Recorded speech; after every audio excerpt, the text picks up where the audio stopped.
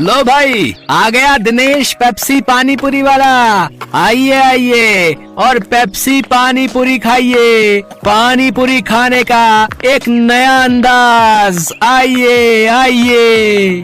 दिनेश जैसे ही बाजार में अपना ठेला लाते हुए आवाज लगा रहा होता है तो पहले से ही वहाँ खड़े पानी पूरी वाले उसका मजाक उड़ाते हैं। पेप्सी पानी पूरी अब पानी पूरी में पेप्सी डालकर बेचेगा क्या ये आदमी है? अरे लोग तो ऐसी पानी पूरी चखते ही उल्टियाँ करने लगेंगे भैया। सही कह रहा है भोला तू। देखना तू 10 दिन भी नहीं टिकेगा यहाँ पे। सभी पानी पूरी वाले उसका मजाक उड़ा रहे थे, लेकिन ग्राहक उसकी तरफ हैरानी से देख रहे थे। अरे देख तो नेहा, कोई नया पानी पूरी वाला आया है। चल तो सही, इसकी पेप्सी वाली पानी पूरी चख कर आए, आखिर ये होती कैसी है। हाँ हाँ चल। अरे भैया जरा हमरे लिए एक एक प्लेट लगाना तो। वैसे कितने का एक प्लेट? जी सिर्फ 20 रुपए प्लेट। फिर जैसे ही काजल और नेहा उस पानी पूरी को अपने मुंह में रखती है, वो तो खुशी से पागल हो उठती है। अरे वाह वाह वाह वाह, इसका पेप्सी वाला पानी पूरी तो बड़ा ही कमाल का है रे। क्या स्वाद है, मजा ही आ गया।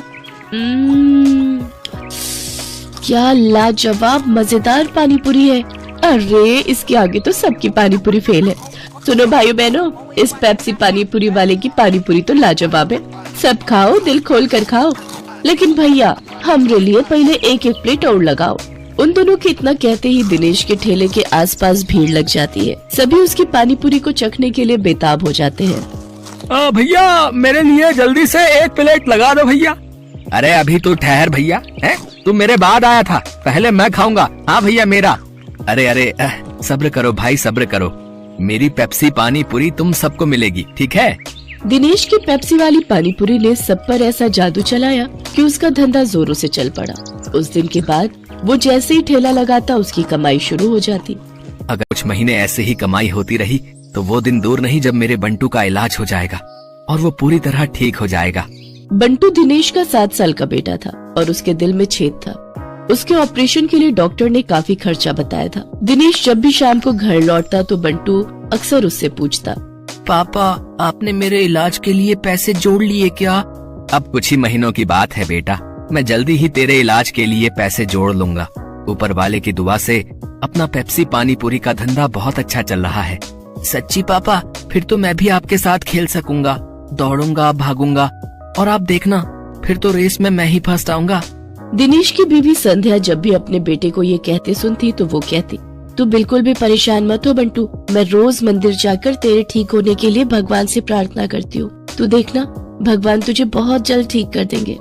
एक दिन दिनेश के ठेले पर हीरू नाम का अधेड़ उम्र का आदमी उसकी पानी पूरी चखने आता है। वो नशे में होता है, तभी उसकी नजर दिनेश के गले पर जाती है। किसी ने ठीक ही कहा था इसके बारे में, इसका गल्ला तो लबालब नोटों से भरा हुआ है भाई।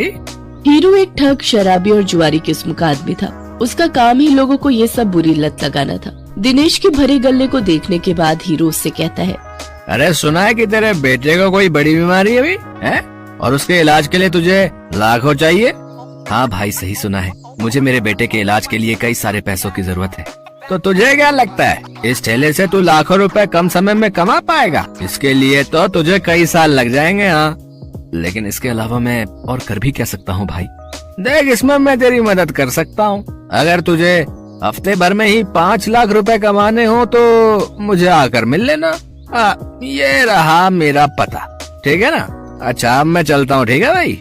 आखिर ऐसा कौन सा रास्ता है इसके पास जो ये मुझे एक हफ्ते में इतने पैसे कमा कर दे देगा? खैर मुझे क्या, मुझे तो बस अपने बेटे के इलाज के लिए पैसे से मतलब है।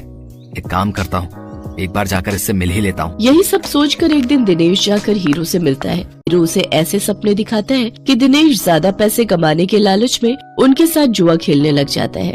कल मैंने 1000 रुपए लगाकर 2000 कमाए थे। ऐसा करता हूँ आज ठेले की सारी कमाई ही लगा देता हूँ, एक दिन में डबल कमाई हो जाएगी। धीरे धीरे दिनेश को जुए के साथ साथ शराब की लत भी लग जाती है। शराब की लत उसे ऐसी लगती है कि उसका अपने काम में मन ही नहीं लगता और वो ठेले पर खड़ा होकर भी शराब के नशे में डोलता रहता है। भैया एक प्लेट लगाना तो। अरे लगता है इस आदमी ने तो शराब पी रखी है। चलो चलो हमें नहीं खानी इसकी पानी पूरी, चलो दूसरी वाली पानी पूरी खाने चलते हैं। धीरे धीरे दिनेश के सभी ग्राहक कट जाते हैं और वो सभी दूसरे पानी पूरी वालों के पास जाकर पानी पूरी खाते हैं। ये देख भोला और राजू बहुत खुश होते हैं। देखा भोला, अपनी चाल कामयाब हो गई ना। बिल्कुल सरकार, अब देखना उसकी पानी पूरी की तरफ तो कोई देखेगा भी नहीं, सब अपनी ही पानी पूरी खाएंगे। कुछ दिन ऐसे ही बीतते जाते हैं। अपने धंधे को मंदा देख दिनेश शराब और जुए की लत में और डूब जाता है और उसका बचा खुचा धंधा भी चौपट हो जाता है। ये सब देख संध्या और बंटू बहुत दुखी होते हैं। फिर बंटू अपनी माँ से कहता है, माँ, अब तो मैं कभी भी ठीक नहीं हो पाऊंगा ना। पापा तो अब सारे पैसे शराब और जुए में ही उड़ा देते हैं। तू परेशान मत हो मेरे लाल, बस ऊपर वाले पर भरोसा रख, एक दिन सब कुछ ठीक हो जाएगा।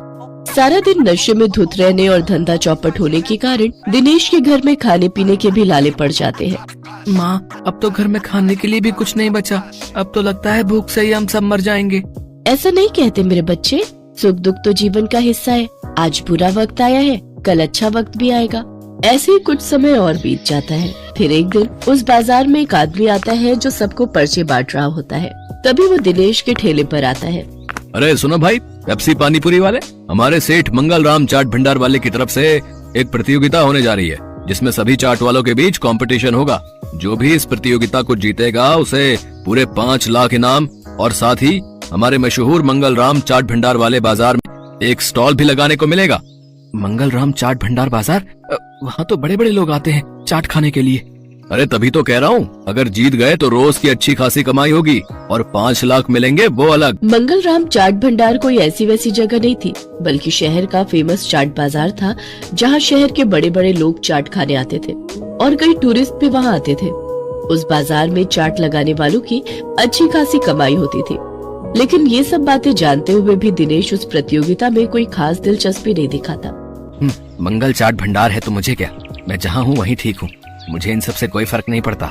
उधर भोला और राजू उस कंपटीशन के बारे में सुनकर आपस में कहते हैं, सुन भोला, इस कंपटीशन को तू जीते या मैं, मुझे कोई फर्क नहीं पड़ता, बस कोई और नहीं जीतना चाहिए।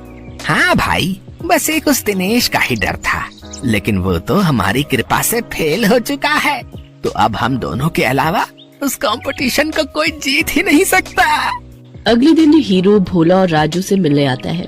क्यों भाई, मान गए ना मुझे? आखिर मैंने शराब और जुए की लत लगाकर उस दिनेश के धंधे को चौपट कर ही दिया भैया। तुम्हारे एक बार कहने से ही तुम्हारे दुश्मन को कैसे ढेर कर दिया मैंने। अगर वो ढेर नहीं होता तो हमारा धंधा आबाद कैसे होता भाई? उसकी पेप्सी पानी पूरी ने तो हम लोगों का धंधा ही चौपट कर दिया था भाई। तभी उनकी ये सारी बातें दिनेश सुन लेता है और अपने किए पर उसको बहुत पछतावा होता है। मैं भी कितना बेवकूफ था जो इन पाखंडियों के झांसे में फंस गया और बर्बाद हो गया, लेकिन अभी भी कुछ नहीं बिगड़ा है। मैं इन सबको मजा चखाऊंगा, मैं इस प्रतियोगिता में हिस्सा जरूर लूंगा। यही बात मन में ठाने दिनेश उस चाट प्रतियोगिता में हिस्सा लेता है और अपनी पेप्सी वाली पानीपुरी की रेसिपी से इस कॉन्टेस्ट को जीत लेता है, जिससे उसे 5 लाख का इनाम मिल जाता है। साथ ही मंगल चाट भंडार में स्टॉल लगाने के लिए जगह भी। इनाम से मिले पैसों से वो अपने बेटे का इलाज करवाता है। बंटू पूरी तरह से ठीक हो जाता है और वो भी दूसरे बच्चों की तरह खेल कूद करने लगता है। दिनेश की पेप्सी पानीपुरी अब मंगल राम चाट भंडार की जान बन गई थी। उस बाजार में जो भी ग्राहक आता वो उसकी पानीपुरी चखे बिना वापस नहीं जाता। उसकी तरक्की देख राजू, भोला और हीरो को अपनी करनी पर बड़ा पछतावा होता है।